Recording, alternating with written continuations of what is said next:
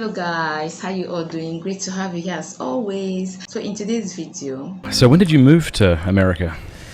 Moved over in 2019. In For marriage? Yeah, pretty much so Candace and I met in December of 2018, and we got engaged very quickly after 17 days. oh wow, so beautiful to hear. What? That was fast. When you know, you know. So there's no point delaying. I love the fact that he relocated because of marriage. Oh wow, what a man. And Thursday just looked up. What? yeah, it was one of those things. I mean, it was very much a God thing. The Lord was in control of that whole process, and it was quite the full story is quite insane. I mean, the full story was she actually came to London to do an event with the organization she was with at the time, which was called Turning Point. And even the build up to that story is quite funny. So she basically, Charlie Kirk, who runs Turning Point, and Candace were kind of doing a speaking tour of the US.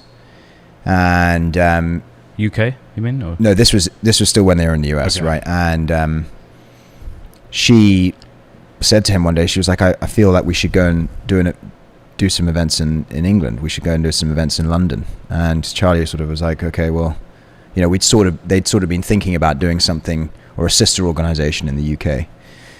And so she then became very belligerent about it. And when she looks back on it now, she says, I had no idea why I was so belligerent about going to the UK. But there was this kind of great calling that she felt that we needed to go and do this event in London. We should get the Turning Point UK chapter on the map, etc., etc. And so Charlie got in touch, or she got in touch actually with some people in the UK and sort of said, hey, heads up, we're coming over in December of 2018. And that info was relayed to me. I was quite involved in British politics at the time, so it kind of made sense. I'd heard of her organization. Her organization is called Blexit, which is the black exit from progressive policies. And, you know, I was very involved in Brexit, so, you know, it was kind of like a synergy there. Mm-hmm. And she came over and we did this event. They did an event at the Royal Automobile Club in London in 2018, which was for about 300, I would say 300 to 400 people. And I was in the audience, and something about her demeanor just kind of instantly struck me. I mean, it was very unusual. I remember messaging a friend of mine, you know, a couple of days afterwards, just being like, there's something different about this girl. There's something different about. Had you met her yet, or just seen her from stage? We'd shaken hands, and that was it. And then the next night, I organized this dinner for a whole group of people. So it was her and Charlie as well, and they actually turned up 3 hours late because they were doing a podcast in the countryside. And so when they came back into town, it was kind of like 3 hour late, but we sort of got to know each other a little bit better. And then the next week, I flew over to the States to see her speaking at a conference in Florida. And nothing had been said. Like there had been no romantic overtures at all at any of this point. It had all just been very kind of above board and talking about politics and engaging in kind of philosophical conversations. And then at the end of December, we started. I called her a couple of times just to kind of chat, and again, you know, just had these long, like, prolonged conversations, which were mainly about politics and trying to understand what she wanted to do in life.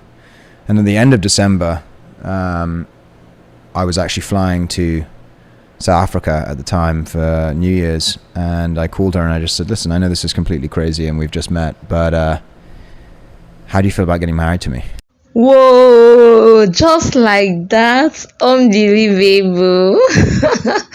Just real quick. I missed the bit where there was any sort of... There was literally nothing romantic had been said up to this point. Okay. I mean, literally nothing. So I missed nothing. We hadn't gone on a date.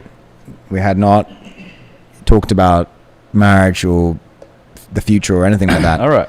And and she said yes. No. Yeah. Come on. She did. That didn't happen. Yeah, You're making it up. It's all fiction. Fake news. No, it was. This guy's not even Candace Owens' husband. I thought it was weird that he would refuse to go to Paris. Who is he? What a strange some random thing. guy that just pulled off the street in Steubenville. That's right. You called her up and said, "How would you feel about getting married?" Yeah. Were you nervous? Were you serious? Or were you partly expecting? Was this a pickup line? No, I mean, no, I was 100% serious. I mean, I felt that there's a little bit of a story there also in relation to like the hand of God in all of this, which is that, when I was first up to this point, I had been kind of, I would say, dormant in my faith, and not really living, a godly life, not really living a life which was, meritorious of being called a Christian life, really. But I had been praying this prayer because I've been saying to the Lord, like, please, can you show me the path before my feet? What is this path what is the path of my life? Where do you want me to end up? What do you want me to do? And in the aftermath of first meeting her, about a week later, I had this long car journey where I was driving down to Devon, which is a county in England, which is about 3.5 hours outside of London.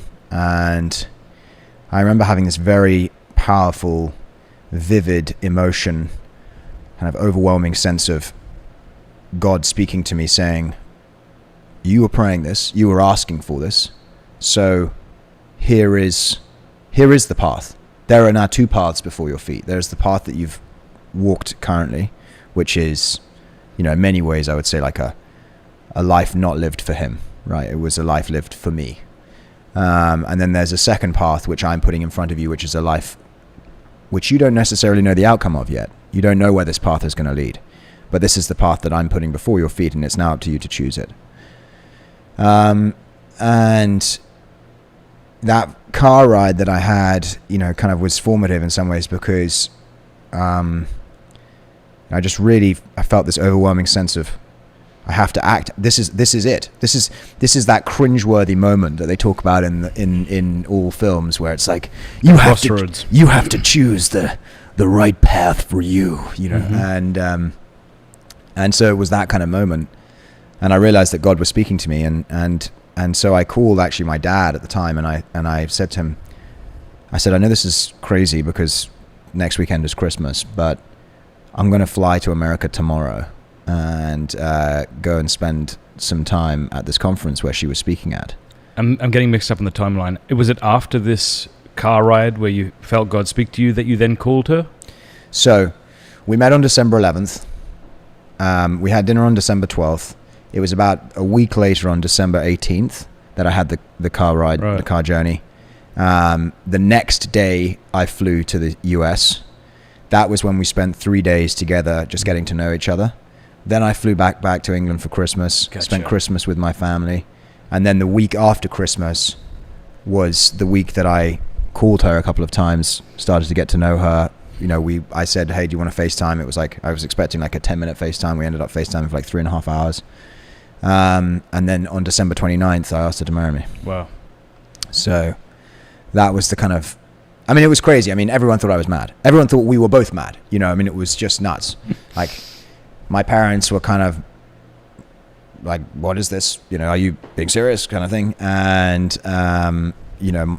one of my sisters was sort of, she actually just laughed about the whole thing. She was just like, this is so not you, but it's also very you, and so she came out with that line, which I thought was quite a funny way of putting it.